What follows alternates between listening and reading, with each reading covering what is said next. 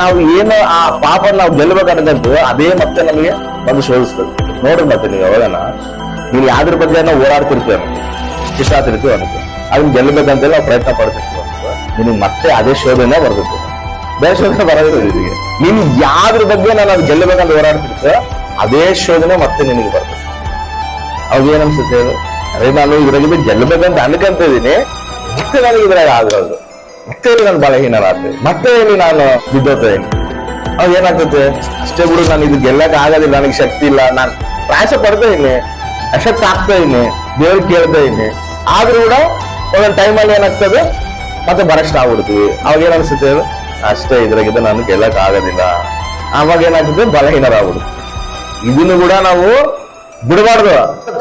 ಎಲ್ಲವರೆಗೂ ನಾವು ಬಿಡೋದಿಲ್ಲ, ದೇವ ನಿನ್ ಪಾಯ ಬಿಡೋದಿಲ್ಲ, ನಾನು ಪ್ರಾರ್ಥನೆ ಮಾಡೇ ಮಾಡ್ತೀನಿ, ನೀನು ಗೆಲ್ಲಿಸ್ತಿ ಏನಂತ ಹೇಳ, ನಾನು ಜಯಿಸಿನಿ, ನೀವು ಕೂಡ ಜಯಿಸ್ತೀರಲ್ಲ.